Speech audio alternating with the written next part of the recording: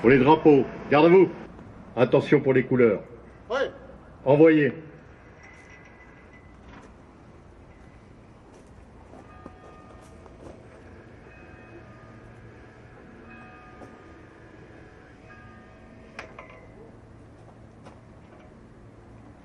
Les drapeaux, repos.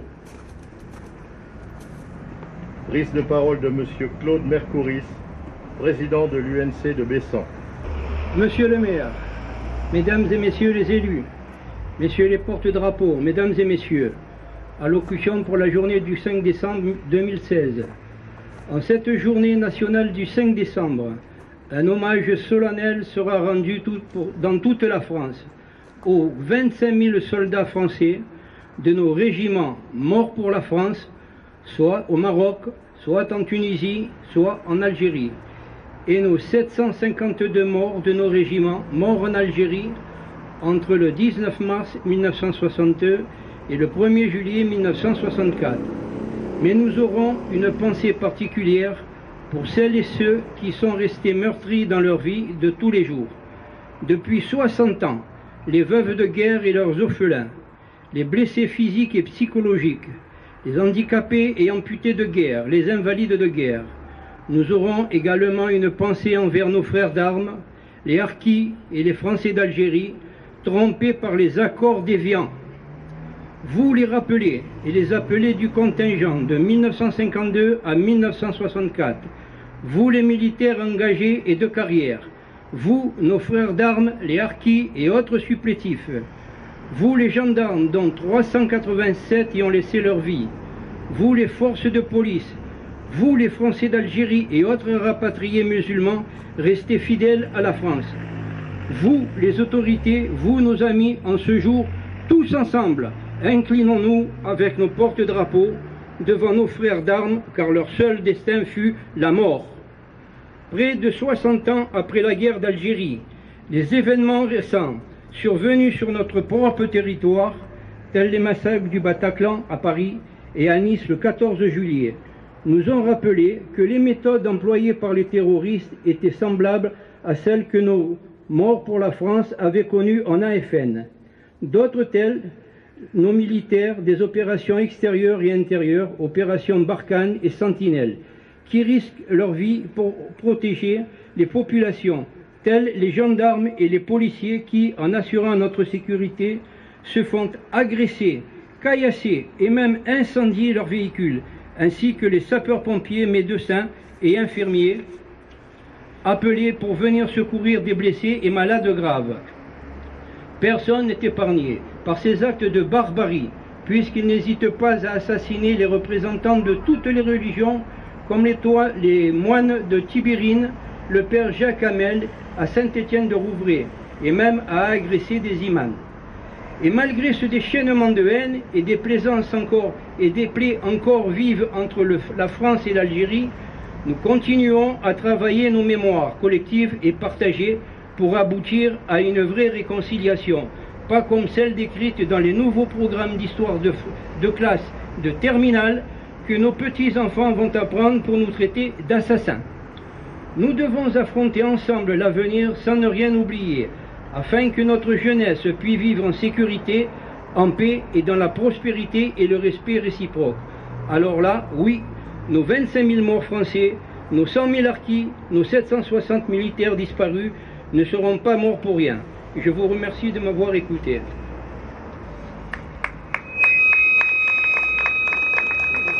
Prise de parole de Monsieur Stéphane Pépin-Bonnet, maire de Bessan. Journée nationale d'hommage aux morts pour la France pendant la guerre d'Algérie et les combats du Maroc et de la Tunisie. Message de Monsieur Jean-Marc Todeschini, secrétaire d'État chargé des anciens combattants et de la mémoire. En 1956, le Maroc et la Tunisie accèdent à l'indépendance. Pendant ce temps, en Algérie, la situation s'aggrave entre le Front de libération nationale et l'armée française. La conscription bat son plein. Désormais, les appelés du contingent sont envoyés en grand nombre de l'autre côté de la Méditerranée, tandis que la durée du service militaire augmente. Par ailleurs, le rappel des contingents s'organise et certaines classes sont maintenues sous les drapeaux. Cette guerre que le pouvoir de l'époque désigne comme les événements d'Algérie concerne désormais chaque famille de France. De 1952 à 1962, sur cette terre d'Afrique du Nord, plus de 2 millions d'hommes servent sous les drapeaux. Tous rentreront marqués à jamais par la violence des combats. Au total, ce conflit fait chez les appelés et rappelés près de 25 000 morts et 60 000 blessés. Soldats de métier et volontaires, soldats des forces supplétives, soldats du contingent, tous connaissent les mêmes épreuves et luttent au service de la France. Depuis 2003, chaque année, la République rend un hommage solennel aux morts pour la France pendant la guerre d'Algérie et les combats du Maroc et de la Tunisie. C'est cet hommage qui est renouvelé aujourd'hui, dans le respect des morts et avec le souci de n'oublier aucune des victimes, les combattants comme les civils, de toutes origines et de toutes confessions. Nous réaffirmons au nom de tous les Français notre respect, notre reconnaissance et la solidarité de notre pays. Aujourd'hui, plus de 60 ans après les faits, l'heure est au dépassement des souffrances et à l'apaisement des mémoires, dont la pluralité doit être respectée et préservée pour faire du souvenir de la guerre d'Algérie et des combats du Maroc et de Tunisie un moment qui rassemble celles et ceux qui ont cette histoire en partage. Monsieur Jean-Marc Todeschini. Je profite pour l'occasion pour saluer la mémoire de Léon Sestournit, unique Bessanais, mort pendant ces événements et dont la famille est présente aujourd'hui. Nous avons une grande pensée pour lui. Et je profite également de l'occasion pour remercier l'UNC de commémorer ce 5 décembre.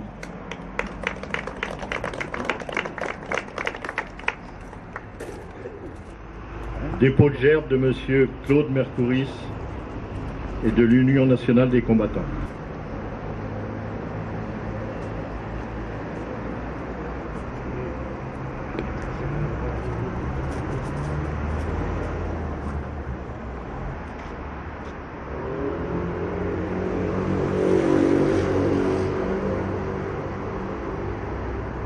Dépôt de gerbe de Monsieur Stéphane Pépin-Bonnet, maire de Bessan et du conseil municipal.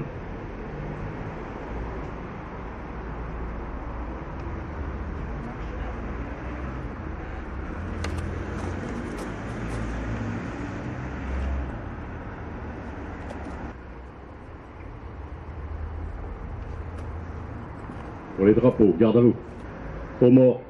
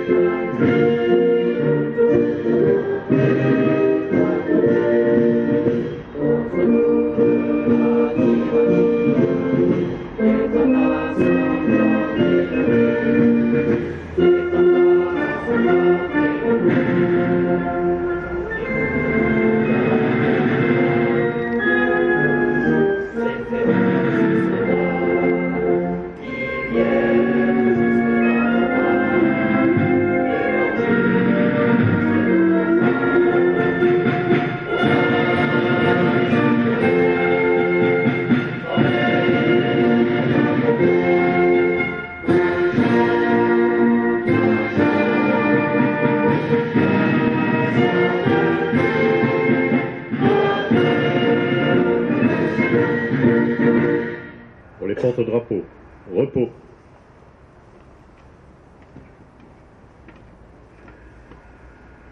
Remerciement des porte-drapeaux par Monsieur le maire et les présidents d'associations patriotiques.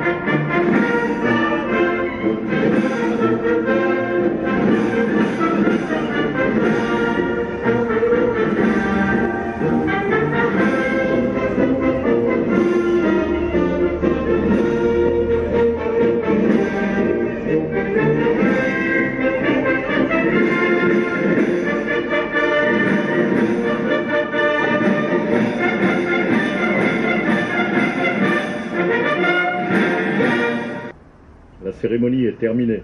Pour les porte-drapeaux, repos.